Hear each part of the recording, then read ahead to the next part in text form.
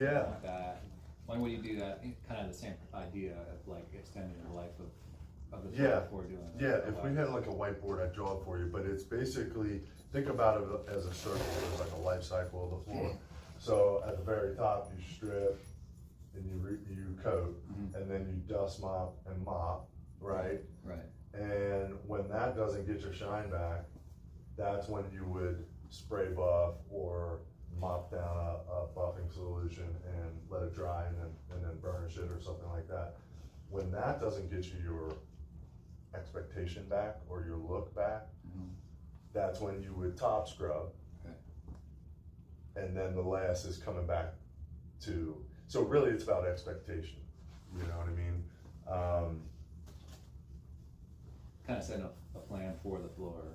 Right? Yeah, it's a circle of light. And all that too. Yeah, into it. and I have it probably in some document that I could send you guys, but it's got arrows that lead you to here. And if you get to this point and they say strip, then you just skip the top scrub, you know, stop on the way. But essentially it's like, if whoever pays the bills does not like how shiny it is anymore, then you do something about it. Yeah. Usually spray buff and burnish and things like that can get the floor back looking respectable. But it all depends on your amount of traffic, what the traffic even is. Yeah. Is it sneakers or is it work boots, you know, and things like that. And then of course budget, and, you know, Yeah. some people say, here, this is the break room, put 3 coats down and don't ask me about it again. You know, I'll tell you when you need to do it again. Schools kind of have their program, churches that have these type of floors. Everybody's kind of got a little bit of different program. There's a little bit of nuance with how you do things. I'm gonna use these flat pads to put the finish down. Some people still use the stringy mops, you know. I think that's way easier and cleaner and easier to train somebody on. But if the lady or the guy does it their way, I don't fight, unless I see something dangerous that's gonna happen. They're gonna take their stripper and add bleach or something, you know, then I'm like, whoa, but, so, yeah. And so really, essentially, when you're laying this floor finish, you know, if you think about the actual tile, like those tiles in there, microscopically, it's rigid. And each coat you put down fills in those little pores and ridges in the vinyl and gets it flatter and flatter and flatter. Essentially, the way to see shine is for the finish to be flat. That's how it reflects your lights. And so if it gets sand and gravel and bits and high heels and boots, kind of creates imperfections that make it not flat. That spray buff is what you're trying to do, is smush some of that finish spray, is kind of what it is. It's like diluted wax finish into those little imperfections and kind of smear it in there. Yeah.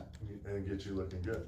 And that you would just use with a high speed burnisher and spray buff.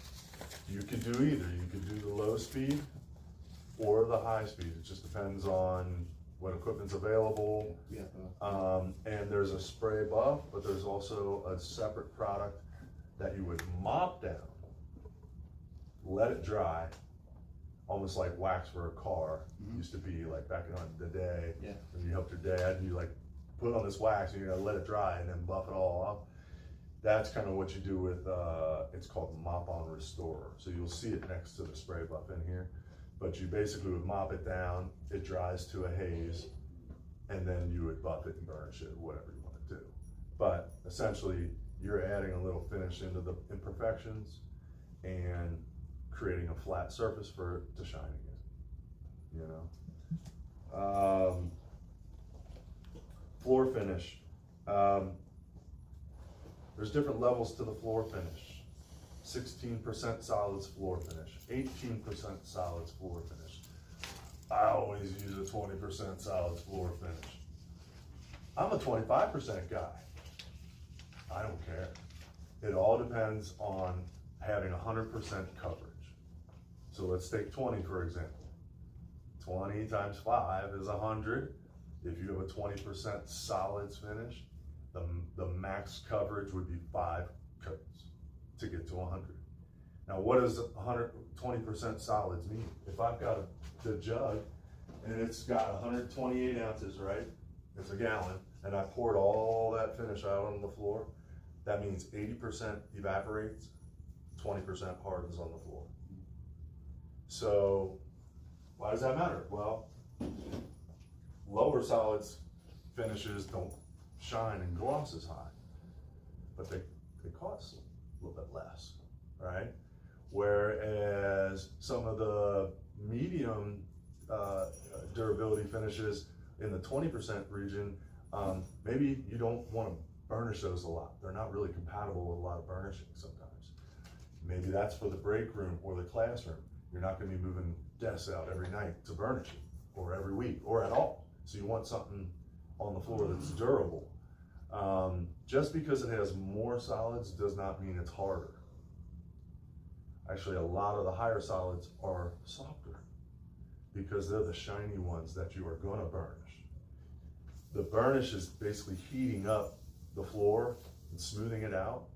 So you want a workable finish if you plan on burnishing regularly, whatever that may be.